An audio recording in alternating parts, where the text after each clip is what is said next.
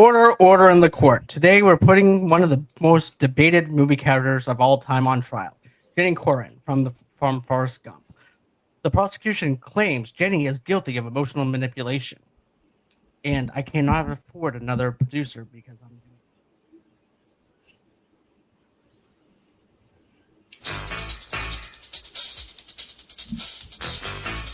this. Today we're putting one of the most debated movie characters of all time. Jenny Curran from Forrest Gump. The prosecution claims Jenny is guilty of emotional manipulation, abandoning Forrest, and using his unconditional love for her own benefit. But the defense argues that Jenny is not a villain.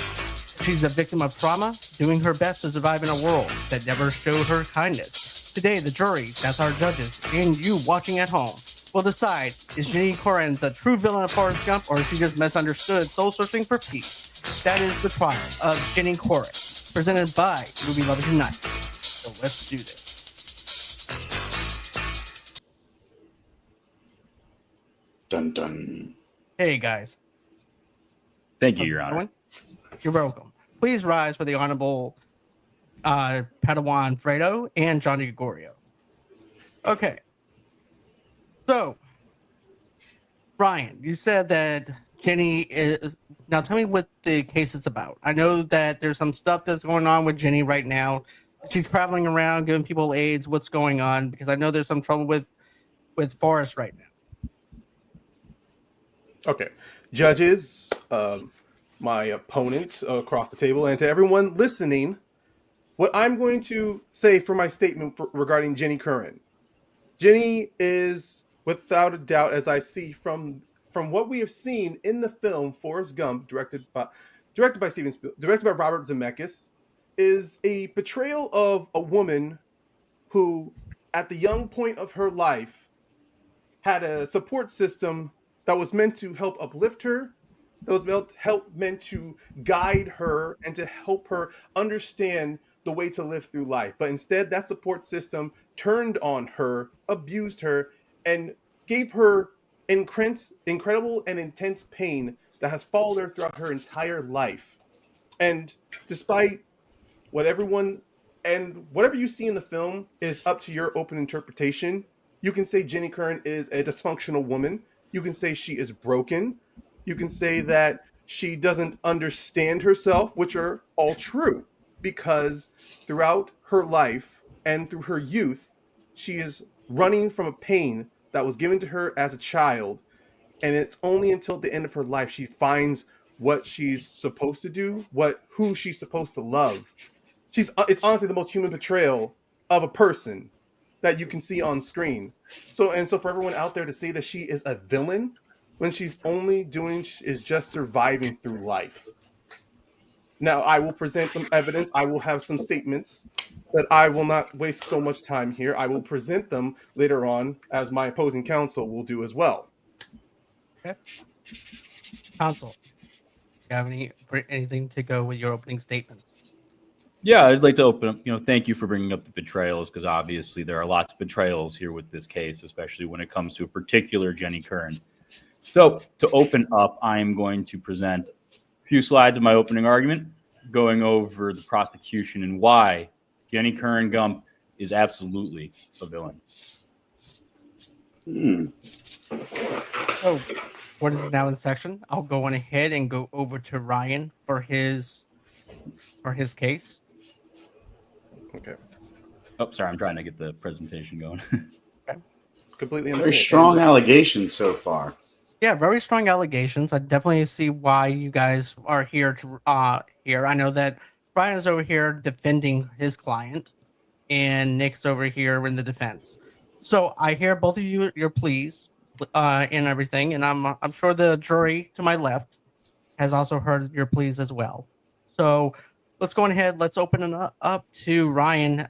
Going ahead, tell us why you think that she's actually innocent. It's not just that. I will say she is not only innocent. I will see that she is being falsely accused. Jenny's story in Forrest Gump is, I will say, she's a victim of bad media critical analysis and despite how we are emotionally tied to the character of Forrest Gump throughout that film, because how can you not? This is a beautifully shot and beautifully directed film. But because of Interjection. some, He's absolutely right. I'll allow it. but We I will will allow say it in the that there are courtroom. some points in this film to where I will say that there could be some moments where people can see Jenny as a villain, but it's only because of some of the more, I'll say, selfish acts that she does. But all those selfish acts are coming from a place of pain and of a place of her being broken. Now, I will say one example of an act that many people can interpret as being selfish was during that time when Forrest, he is enlisted in the army, and he finds her performing at a I'll say a burlesque show. She's sitting up there naked with a guitar singing a song, and she's only just singing, and then of course men are groping at her. Forrest, of course, he comes to her rescue, but the thing is that Forrest is acting on pure instinct, which of course a lot of people can't help, but he's the only one acting on it. So when Jenny is yelling at him, telling him not to save her like that, it's only because she is kind of grown used to men trying to physically take advantage of her. Men who are trying to pretty much, they only see her for her physical beauty, who are only simply just wanting to get close to her. And of course, we can do see from Forrest's standpoint, nobody knows her like she does. But this is only coming from a place of pain because she is told for she's wanting to be a singer. And unfortunately, in her situation, this is an unfortunate avenue where she found a way to sing. And this is during a time at this point where Forrest is about to be shipped off to Vietnam. She's hurting, and even after she is like angry with him, she goes on to they're walking by a bridge to where she is standing on top of the bridge, asking Forrest, telling Forrest, do you remember when we were kids and when we prayed, she wanted to be a bird to fly away? She is standing on a bridge contemplating suicide. It's all coming from a dark place there.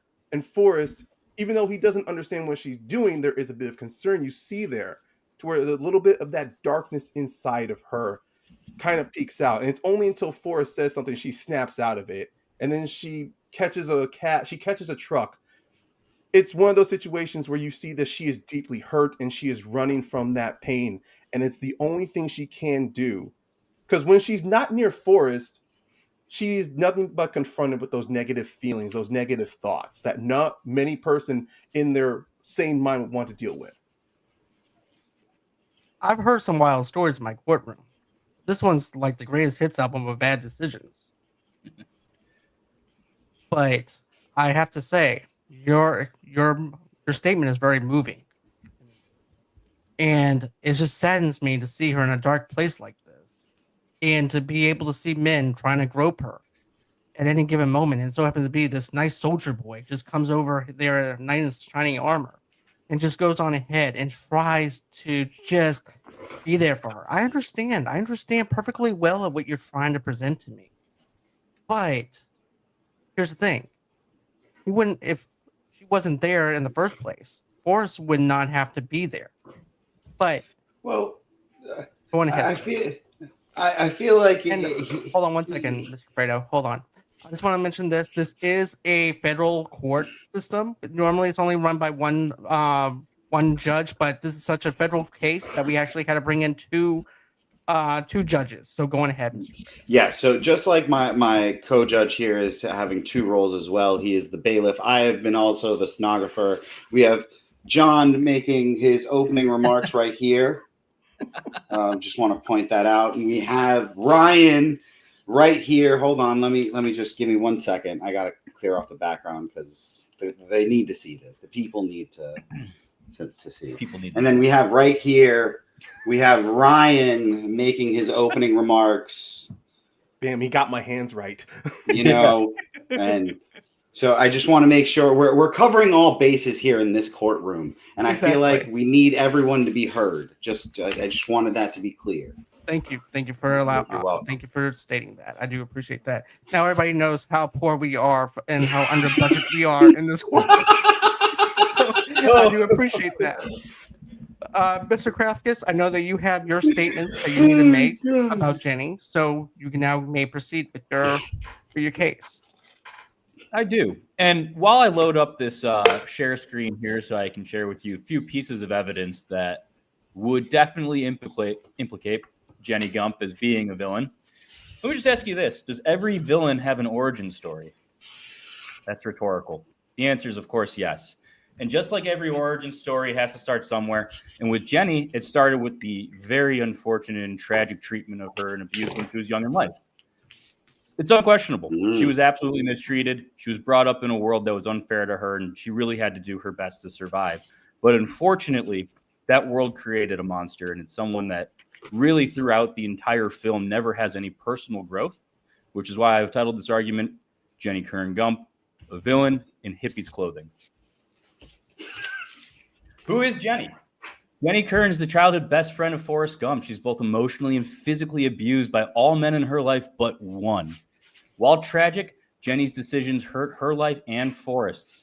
Your words to describe Jenny could be manipulative. Throughout the film, we see her manipulating not just the most innocent person ever written in cinematic history in Forrest Gump, but also all of the other men and individuals that help her throughout her way. She takes advantage of everybody, and every chance she gets for her own self-preservation, she takes, even if it's at the own detriment to the people that love her and to those that she also loves. She's an extraordinarily damaged individual, as we talked about, right?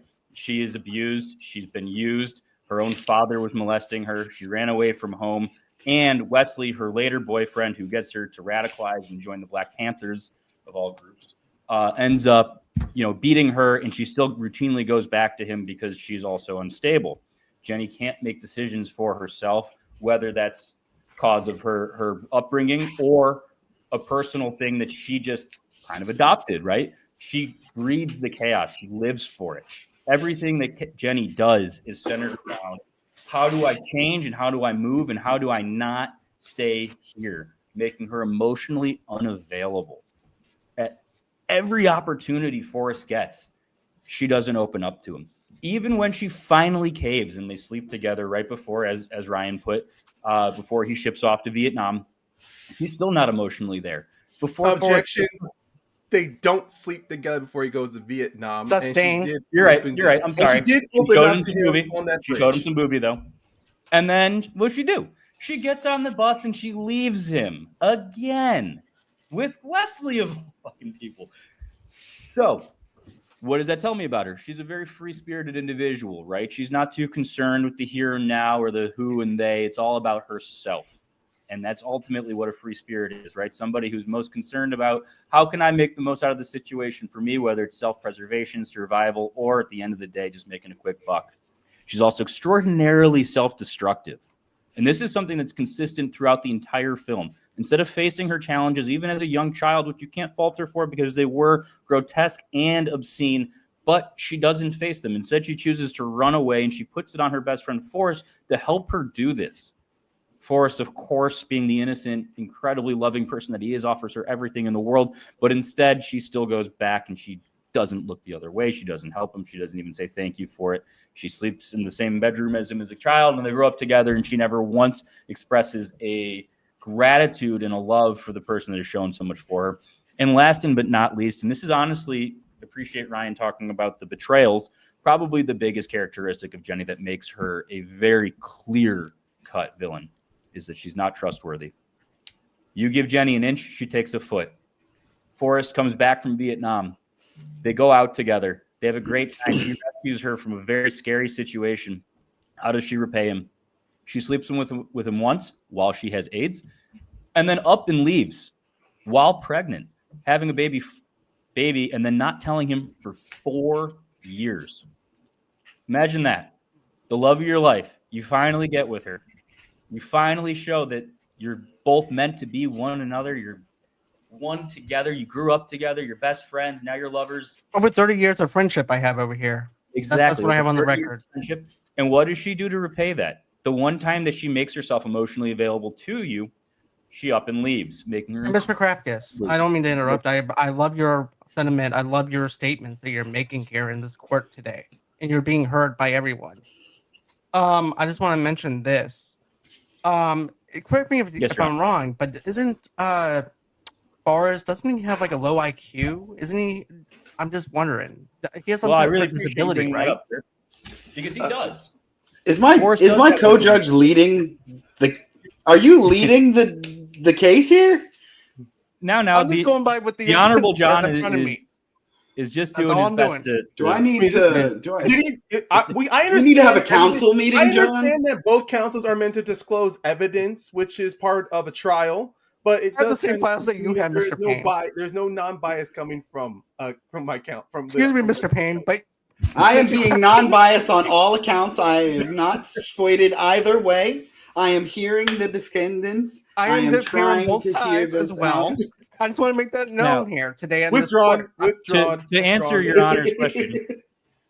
Yes, Forrest Gump, while on paper is a low IQ individual, he also is a war hero, a Mhm. veteran, a business owner, a billionaire, and a big heart, which makes all of these affronts against him so much worse because Jenny knows all of this about him. She knows everything about Forrest. He's a national hero by the time that she finally lets him into her world again.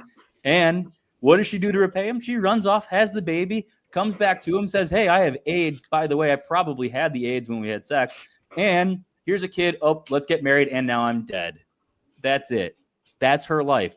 She chose to abuse the people that were closest to her and move on from them before they could hurt her back. Whether or not that is, a product of your upbringing or your origin doesn't change the fact that it's monstrous behavior that ultimately is self-destructive and ruins your relationships with the people that are closest to you and breaks that trust that is supposed to keep humanity and ultimately society together. And that is the evidence against Jenny Curran Drum. Okay. So Well, in my thank you for closing statement, Yep. you know what? I'll save the closing statement for when we need to do. Yeah, closing save it for the Go ahead, closing. Your Honor. This is still the opening. We still got a lot of time to get to your closing statements. It's not like you won the case already. I already have Fredo over here thinking that I'm actually involved in some kind of scheme, which I'm not. I'm here on both There was sides. no bribery whatsoever. No, I just need to make sure. I have to make sure that Ryan is defended and also He's being heard. put to He's the being heard. persecuted also equally. We need to make sure that this is an equal thing. You're absolutely right, Your promise you. Honors. And that is Also- why I would like to turn it over to you and the jury now to deliberate. Okay. And I've seen kangaroo courts with more discipline than this. And I promise you that our courtroom and our court system works. Sorry, Mr. Fredo. You actually have something to show the court?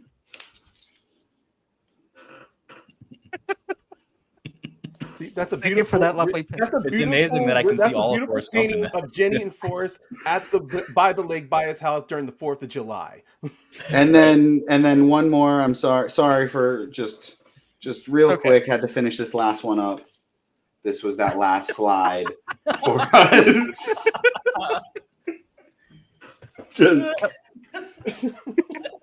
There we go. Anatomically correct, may I add, by our court. That's a wonderful picture. What is that, Patrick Swayze from Ghost or what? I thought that was my hair for a second. Oh my God. Anyways, Brian, I'm so sorry. I did not mean to make a mockery of my own court. I do apologize to you. Do you have anything to add, or does the defense rest? I have Oh my God. in response. There we go. I did mention earlier in my statements that Jenny is a portrayal of probably one of the most human portrayals of a character on screen, and everything my opponent has said regarding her being, you say, almost manipulative and self-destructive. I mean, as far as self-destructive, of course, she's constantly in survival mode. She's surviving because she does not want to feel the pain that was forced onto her by her father. And I will add one thing. In that moment, Hold on 1 second, sir. I appreciate where you're going with this, but so happens to be our other attorney has lost his internet connection. Okay. So, I'm sorry. I'm just gonna have to cut to a little bit of a commercial break real quick while he goes on ahead and establishes a connection. But that's okay. These things happen during a live feed. That's perfectly normal. So we're just gonna go with this. It's big. It's juicy. It's fresh. It's the Big Kahuna Burger. You want this in your life. You need this in your life. It's the most meat you'll ever need in a burger. It's the Big Kahuna, and if that's not enough, try the Big Kahuna meal with your choice of fries or chips, plus pineapples, one aside, and your favorite soft drink. Stop by the Big Kahuna restaurant today and treat yourself to all the meat you'll ever need. Music and sound All effects of provided it? by Zapsplat.com. You think they really mean all the meat? Yeah, all the meat, all the goods. What's I a think they're pound trying it's to. a quarter pound or a third pound burger? Okay. I think they're so- trying to. OS just crashed on me completely. It's Oh okay. no! We- The It's litigation has had to bring it into their garage. We will accept this. like I said, our budget is very low. We have $0 in our account, so we actually have to do what we can do right now. Even though my mic is echoing, but it'll be fine. So, anyways, you may proceed, Ryan. Okay. I'll try to be as quick as possible so my opponent can be able to continue his thoughts without his internet losing him again. I will say, Ooh. as far as when it comes with Jenny, she is very human on screen. Beyond just the trauma that was given to her, that was forced upon her by her father, I want to also add, when Jenny and Forrest are praying in that scene, when Forrest goes to visit her, he does bring up that she has sisters. Now, of course, this is a fault, I will say, on the film for not bringing them back up anymore, but just that one line alone also implies that Jenny was not alone in the mistreatment that her abusive father gave to her. Now, Objection, Your Honor. Doesn't that make it all the more worse that she did absolutely nothing about it and instead ran away from her problems? She was 5 years old as a child. What was she supposed to do? Age is Oh, just if a loving number. Forrest is wrong, I Jenny will definitely didn't say want to be right. you are. That was very, very pusheisty trying to put that on a child. Yes. Look, I'm the prosecution. I got to prosecute.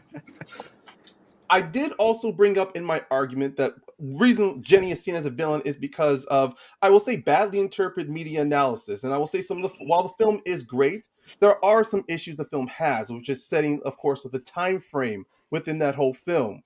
We're supposed to believe that Forrest's life is going in one straight line, but then we randomly see him. He's in the 60s with JFK, and then of course he's in Vietnam, and then he's thrown into so many random spots where he goes to the White House on 3 separate occasions, kind of badly setting the time frame of the film. So of course Forrest is our constant, and of course we only see Jenny in rare moments. We don't know what Jenny is doing most of the time, but when we do see her, she is in moments of her life where she is trying to figure herself out. She's trying to find a new support system, a new structure to create her identity, to make peace with the pain that she dealt with. And every single time those support systems fail. She wanted to be a musician, that fell apart, so she ran away and joined the hippies. Unfortunately, that didn't last long because she had an abusive boyfriend. So guess what? We see her again. We see her at one of her lowest moments during the 70s at a nightclub, of course, partaking in drugs. Of course, during that time in the 70s, you see almost everyone doing that. And then you see her in a tall building, so high up above the ground, where once again, those suicidal thoughts have come by. And instead of having Forrest there to pretty much, stand right next to her, it's just by moments she loses her balance and comes back to reality. It is a woman who is so broken that no matter what she does, that she just can't truly escape those dark thoughts. And of course, I had a feeling that, of course, the moment when Jenny goes back to see Forrest after his adventures, being a soldier of fortune, being a war hero. Oh, my counsel is gone. Sorry, I was able to get back on my queue. Okay, back in the courtroom. Okay. I will quickly bring up what, of course, that was brought up from my opponent about Jenny going back to him when he's rich. Jenny doesn't care about Forrest's stats because when they grew up, Forrest had a big house that his mom ran as a bed and breakfast to keep him financially going. Forrest never cared about money because it was something that honestly never occurred to him because he was taught his whole life by his mom to just live. not be treated any differently. And it's mostly by happenstance that Forrest has been able to find himself in good fortune, to go to college, be a star running back on a football team. Hell, I will bring up one of the main reasons he survived Vietnam was because of the advice that Jenny gave to him before she left on that truck. She told him, "Don't be a hero, don't be brave, just run." And then, of course, it's also reinforced when he meets Lieutenant Dan. Don't do anything stupid to get yourself killed. And in that moment in Vietnam, when they're being attacked, he is told 3 separate times to run. And when he's retelling this story, he specifically mentions to this man sitting next to him that he's thinking about what Jenny told him. And also, while they are in DC, he says he is alive and he got the medal because he did what Jenny told him to do. Is that manipulative? No. This is a woman who wants to keep someone who has been good to her throughout her whole life, who gives her probably one of her best positive child memories. She wants him alive. She doesn't want him near this whole world to which she has been experiencing, putting her in rock bottom over and over again. So honestly, I will say, if you really want a true villain in this film, the world is the villain. The fact that everyone treats Forrest as an idiot, even when he's a football star, they call him stupid. Objection, Your Honor. Not everyone. Okay. Yes. Is there not any everyone. evidence that hold on? Is there any evidence that actually shows that everyone around the world is calling him an idiot? No, I No, will withdraw that technically, statement. yeah. He is correct. Not everyone. Ladies and gentlemen of the jury, I just ask everyone to ignore what you just heard, and you may now proceed, Ryan.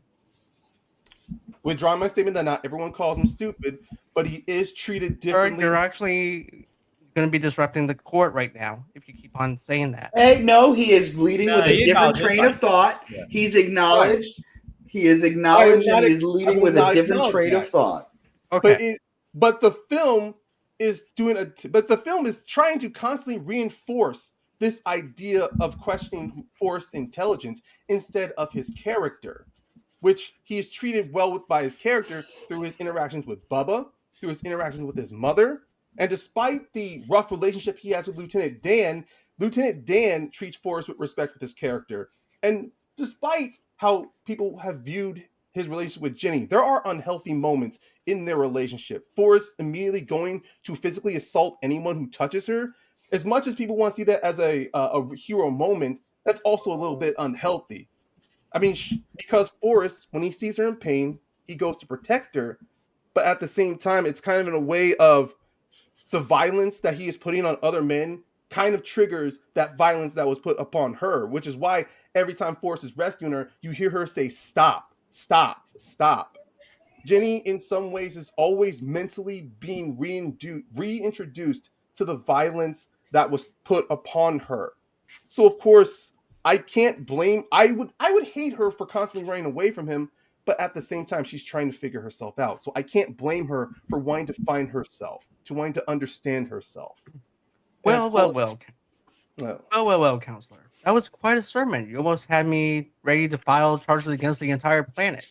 Now I'm presiding over this court a long time, and I've heard my share of creative defenses. The dog ate my homework. Aliens made me do it. It was just the 70s, Your Honor. Everybody was high. But blaming the world, that's a new one. According to your logic, the world made Jenny run off, break Forrest's heart, and join every bad idea that came with a guitar and a dream. Interesting. So maybe we should subpoena the world.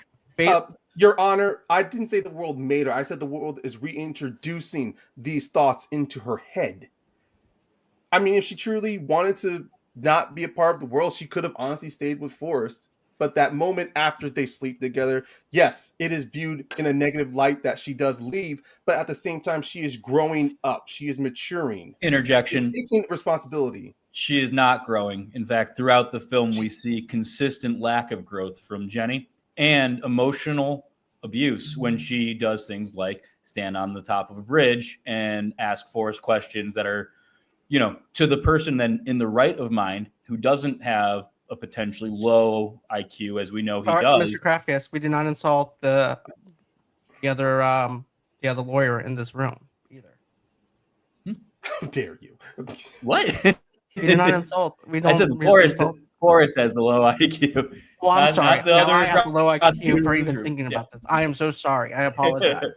So Jenny Going ahead. Jenny talking in metaphor Striking about how as a kid she wanted to be a bird to fly away while she's standing on the bridge, right? This is all a metaphor for her wanting to commit suicide, but she's holding it over Forrest and abusing him in that he's really the only one that can bring her back from that ledge.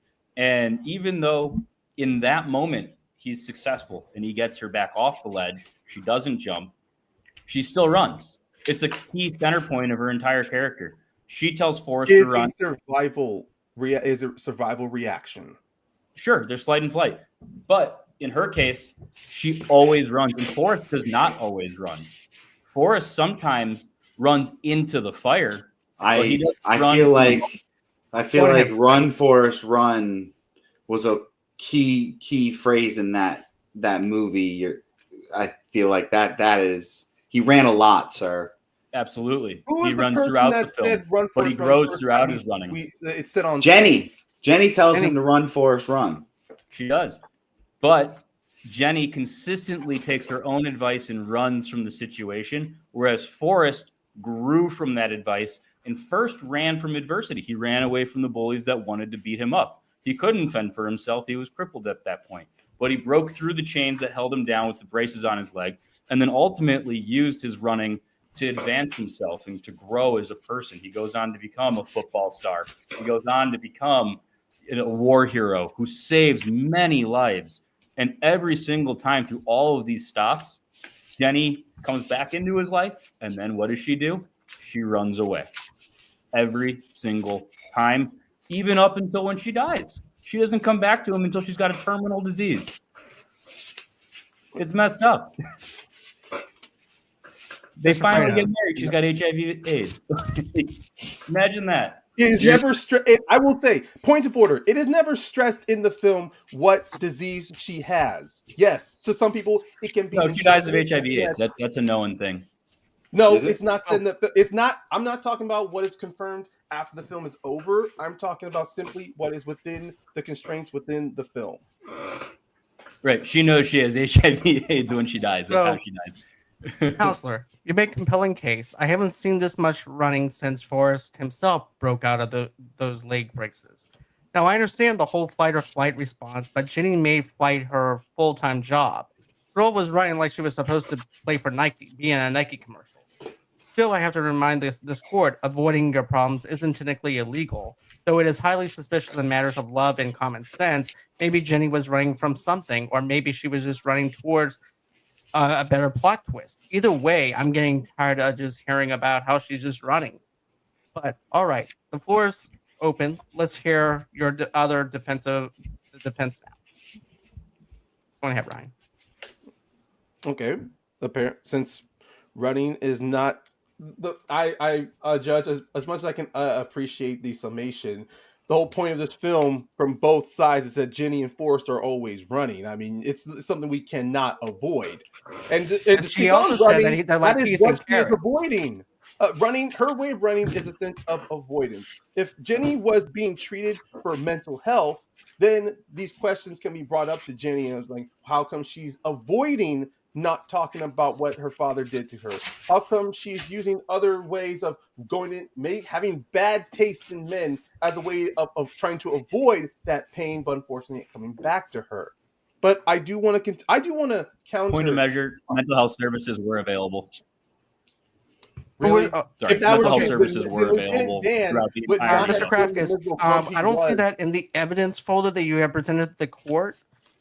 Is there any new evidence that shows that there was any type of mental health that was actually presented for Jenny at that time? There is actually. So in the United States of America in the 1970s, there was a psychological revolution where mental health services became much more readily available. I am sorry. I have to object to this. I'm talking about what we see in the film. We can't bring outside knowledge of what we do research to. Did you or did you not say that the world is to blame in Jenny's situation here? And in said world, is there mental health services? The world plays a part. I'm not placing all the blame on the world. I'm saying Jenny is not a villain. She's human. She makes acts, which of The course Joker was human. Joker's also a fictional character. Joker so I can't- was no. I'm not talking about Joker. Joker is 100% a He was a villain. mentally ill person who was mistreated by Mr. Crafkus, society. you're and now actually he's- going off sector right now. You're right. supposed to be I'm sorry. focusing on Jenny, not the Joker. What about Mexican Joker? I'm happy Nope. for you. So, That- for defense, please. That requires like a 5,000 word essay on the Joker. Happy to do it with you. That'd be a fun one. All right. I will see. Okay. In some of my defenses regarding Jenny, as I say with Jenny, she's trying her best to find herself, but she also wants to protect Forrest because he is a safe space for her. Now, my opposing counsel does bring up some of the accomplishments that Forrest has. And to tie in to when I'm talking about the world is also using Forrest because the only way he became a football star was because he was running away from bullies, and a coach happens to see he's running fast. And the only reason why he graduates college is because he is a football star. Nothing in the film ever talks about his studies. He's literally just running through his whole life. And the military, after he wins a medal for saving soldiers, they take his ability at being naturally good at ping pong, and they use that to help probably serve as first he's used as a distraction for wounded soldiers from Vietnam. Then, through forced own recreation, they try to use him as a distraction as well from the world's problems. To recount what Forrest said to the old woman next to him on the bench. Oh no, the old man next to him on the bench. They said, Which one was it, sir? Was it an old man or was it an old woman? Well, there was an old man, and then when he leaves, the old woman's right next to him. There's two. So He's right. two. My co-counsel's on that. Okay. But while he's explaining his experience as part of the military, he is used in so many different ways. But of course, it just doesn't register with Forrest because he is just moving through life, just in a way to live, in a way of surviving. With Jenny, on the other hand, her survival has dealt her with nothing but bad choice after bad choice. It does not make her a villain. She is just tremendously hurt. Like every other person living through their lives throughout tumultuous moments, if they live in tumultuous moments in their lives, not everyone's going to have the right mind. Not everyone's going to have the right way of thinking to realize, am I hurting the person I care about the most? I mean, come on, how many TV no, actually, no, I'm going too outside of the film, but I will say, how many biographies and how many times we hear people, rock stars, actors, and musicians talk about when they are on drugs, how much they hurt the people they're close to. And it's not until they are finally at a place where they're healthy and away from this stuff to where they understand that they were hurting someone. An example I will say of when Jenny finally comes around to it is when she and Forrest are walking back home in Greenbow. She comes across her beaten down, run down house. And for that one moment, she has a moment of catharsis where she is throwing rocks, coming to understanding the terms of why she's been hurting. I will say the film does a bad job in interpreting what she learns from that, because to be honest, as Forrest says after they're on the ground when she's purging herself of this anger, sometimes there's just not enough rocks. There's never going to be a way where she can find true catharsis. She could have taken more rocks and broken windows. She could have grabbed a bat to break down the home inside.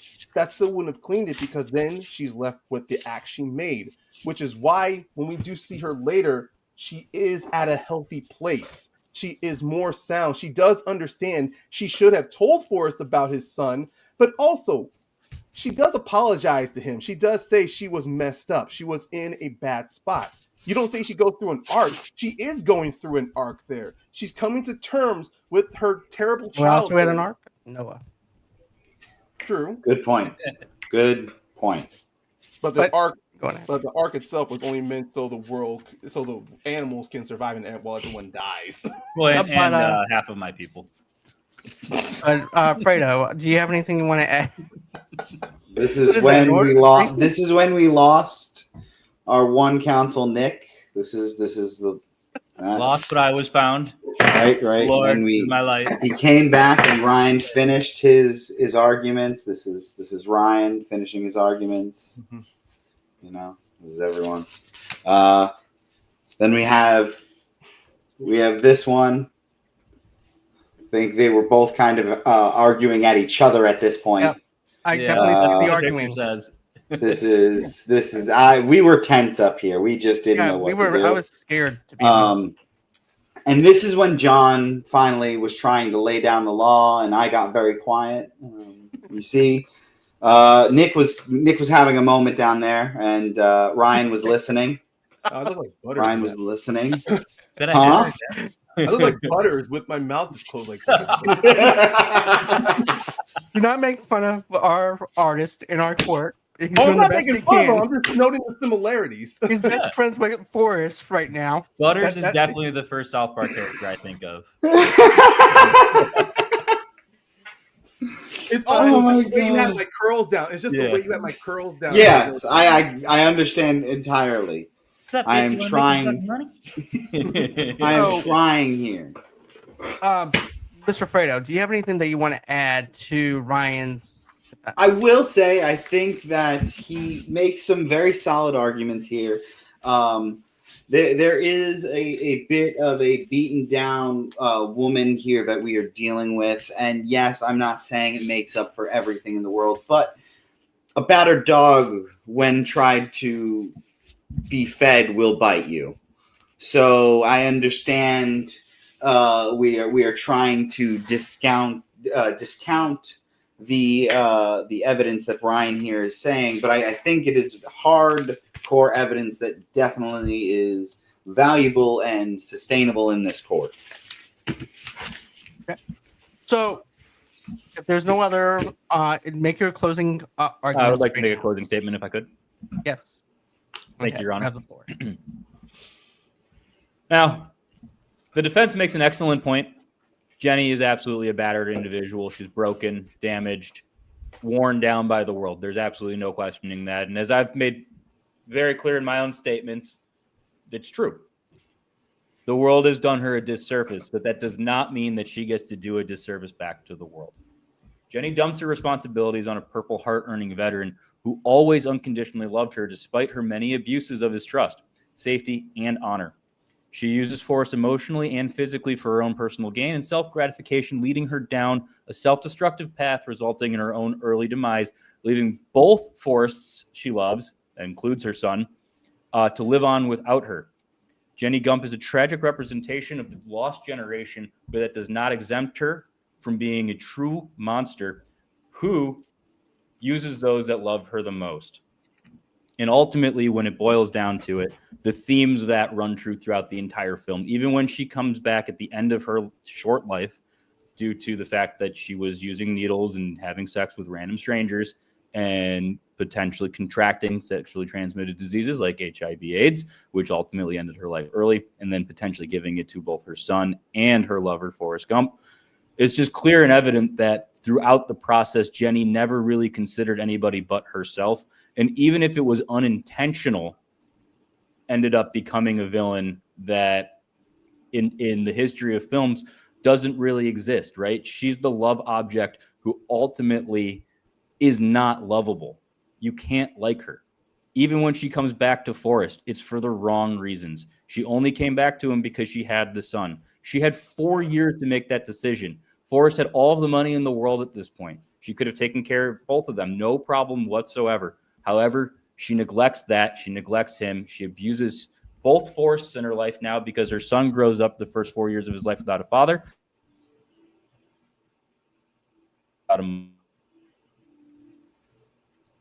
As an absolute villain. Okay. Ryan, you may now proceed with your closing statement. Throughout this entire case, we are presenting evidence of trying to...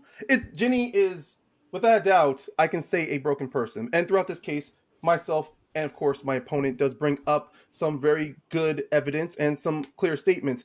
But once again, I will reiterate that Jenny not only just broken, but she's also a litmus test for human empathy and human compassion to people who are on a self-destructive train. In a way, kind of like with Jenny, every time her recurring acts of self-destruction is in a way like the tale of Sisyphus. She is pushing a boulder up a hill, but the moment you think she finds a stable point, the boulder falls down and she has to start all over again. It's one of those reasons why you see her pop in and out. I will constantly say that Jenny's self-destructiveness is not because of just pain, but it's also of self-discovery. I did bring up how many times we read on the news of articles of people who have had self-destructive behaviors either through alcohol, through gambling, through any forms of addiction. Some are lucky to find their way out. Others, unfortunately, don't find their way out, and the only semblance of peace they can find is just maybe living a life not full of regret. Jenny unfortunately falls in the tragedy of someone who has lived a terrible life, who finally, towards her end, when she's finally going to make good on making amends, she gets a virus that cuts it short. One thing that can't change is should she have told Forrest about his son. But guess what? When it comes in the real world, how many other women out there who have children through one night stands or through long-term relationships and then are abandoned or abandon their partners ever tell? Kanye waited 18 years to find out it wasn't his. Ugh. Excuse me, Mr. Krafkus, but you had your closing statement. I have to refrain from hearing that. That needs to be stricken from the record. Yep, but I wish that was able to be put in the case. The Kanye excuse, that is crazy. The Kanye defense. It is definitely taken out of the record. That is someone I will constantly say is a villain. But no objection here. With those records restrict, I will finish and wrap up. You're rambling, sir. I used to have a podcast where I rambled. To finish my statement, Jenny's hurt, her pain, has become nothing but a conductor, that is nothing but a lightning rod that has led her to make bad choice after bad choice. I have said she's a litmus test of how we, as a movie audience, can share empathy to somebody who honestly goes through something that's complex, and it's unless we are walking in her shoes, we will not understand the choices. It is easy to watch from a distance. It's easy to watch like above to see how bad this person is making mistakes when you see the path of their life presented to them. But for Jenny, her path is not this overarching forest that we can all see from a blimp. She is in this forest trying to find the best way out of it. And by the time she got to find the best way out of it, unfortunately, in a sense of cosmic irony, she is robbed of it. She is robbed of making due to be a mother for her son. She is robbed of making amends to Forrest for those years that she didn't tell him about their child. And also, she is robbed of finally getting a chance to live a peaceful, happy life. So instead, she makes the most of it in the moment. And of course, as I continue going on, to continue this honestly toxic perception of Jenny as a villain is truly a failure on us as a society of not understanding that when people are down, we shouldn't immediately judge them immediately for their actions. We should try to understand the pain that caused their actions. And then when we do get the full story, we can leave it to maybe our common sense and our morality to understand her. There are worse villains in movie history, and Jenny Curran is definitely not one. And if for some reason she is voted as a villain, I might as well put her on the AFI top #1 because she's the whole reason why Forrest goes through his entire life. The film kicks off with him on a bench because he got a letter from her. Yeah, he survives despite her. That's kind of the whole point. Like she's the adversity in his life that he ends his up. His adversity is living it through life. No. That's what she assumes about it. IQ she is not. That's the key. Disadvantaged him. Everybody thinks Forrest is a low IQ individual. Even Jenny. Jenny throughout the film reminds Forrest that he's not okay to no, think she that. doesn't. These were closing statements. There is no more arguing. Thank you. So we're gonna. So this is what we're gonna do. So this is what we're gonna do, guys. We're gonna go on ahead. Fredo and I are gonna make our calling right now. You guys go on ahead, enjoy some of the refreshments that we have over here. We have water. We have some hapa java. Go on ahead, check that out. And if you have to use the bathroom, make sure you go on ahead and come back to us in like 5 minutes. All right. Right. So it makes some very good cases. That they do. That So they do. what do you think?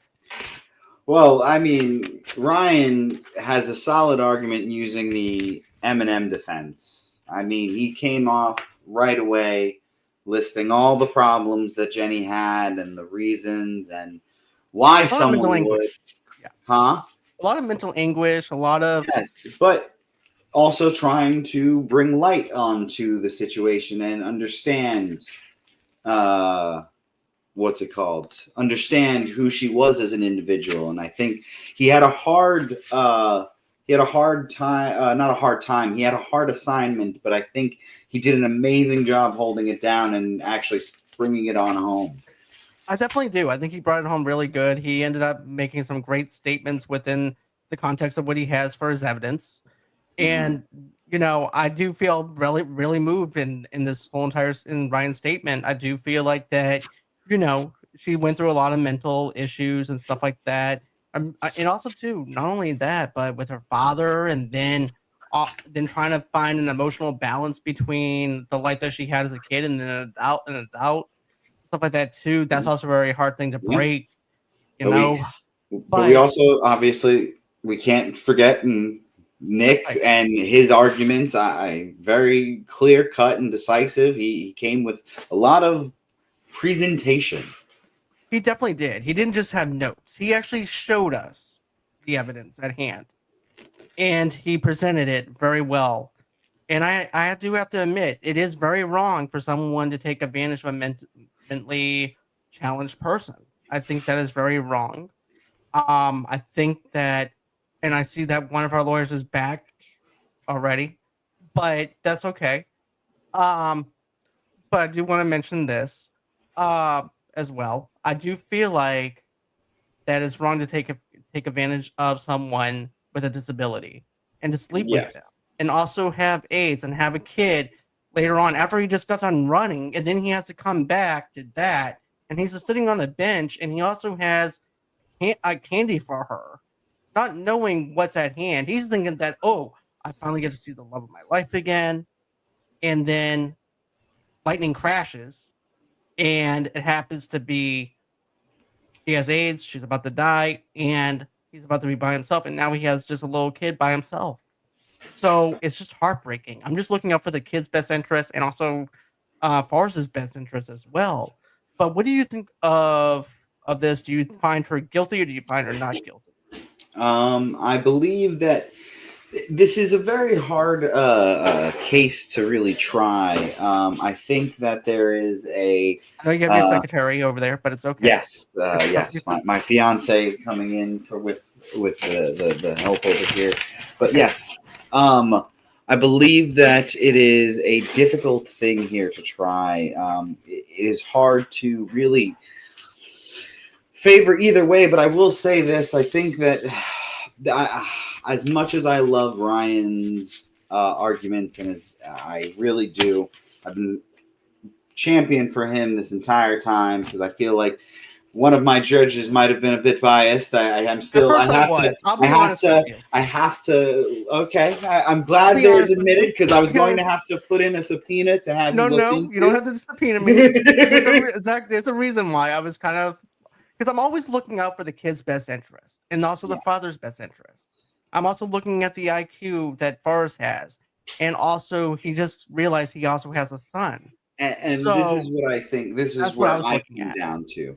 And I think this is where my fault in Jenny as a person comes down to. I think I could have ignored everything, and I feel like I would have acquitted her on this accusation of being a villain if it wasn't for the simple fact of the child being brought into the matter. Exactly. Once she has a kid with Forrest, there's a bit of it's hard to very much really see her because she willingly knew what she was doing in that point.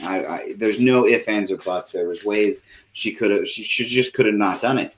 She just could have not done it. And especially knowing that she did have certain STDs, it's very hard to acquit this accusation.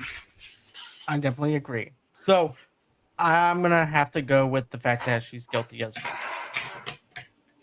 So, as much as I would love to go with Ryan because of his opening statements and just how powerful and moving it is, and the comeback of Jenny as well, of which the progress that she made, that's the hard thing to do. But it's also another hard thing to do, to lay with somebody knowing that he has a low IQ. So I'm going to go on ahead. I'm going to go and tell them that they can now come back. So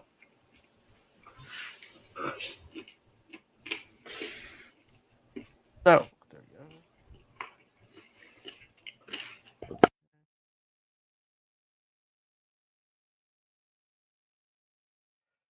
All right. All right. I hope that you found the refreshments very good for you. We had donuts. We also had tacos because, every single it's not Taco Tuesday, but that's what we can afford here. We have Taco Bell. So, hi guys. So, When the fuck did we get donuts? you didn't know? We got donuts the other day. What can I say? Look, fellas, you guys made some great closing statements, opening statements. Ryan, you did a fantastic job of presenting your case as to why Jenny is innocent, and you did a fantastic job. Nick, as well, you did a fantastic job of showing us that awesome PowerPoint of your case and showing us why she is in fact a villain. And and it wasn't an easy thing. We actually spent 5 minutes here trying to go over all the evidence that was presented to us in this court, and it's been just a back and forth session all night. So, after hours of emotionally and testimony, finger pointing, and more running metaphors than a Forrest Gump reunion, the court is ready to render a verdict. We've heard the prosecution argue that Jenny was a victim of a cruel world, a broken soul, running from pain, not love. Touching almost, and you know what? It was touching. It almost had me tearing up. I even told Fredo this, right, Fredo?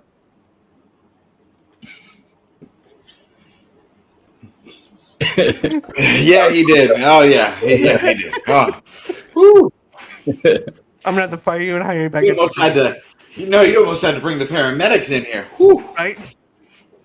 So then the defense reminded us that Jenny ran faster economically than Forrest did across America. And they're not wrong. If they were frequent flyers, miles for emotional exist, Jenny would have her own airline. So here's the ruling. Jenny Curran, you are hereby found guilty of poor timing, bad decisions, and emotional whiplash. However, this is important. The court also finds you not guilty of being the true villain. Because let's face it, life threw you a curveballs faster than Forrest could say, mama always said. You're a complicated, flawed, inhuman, just like the rest of us. The world may have hurt you, but you still had a choice in how to love back. And you did, eventually.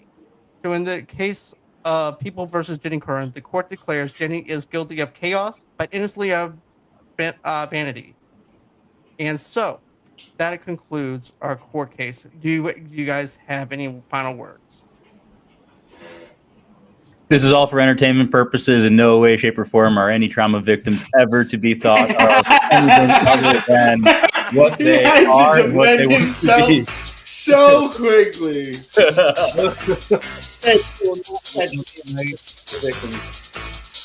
Again, everyone.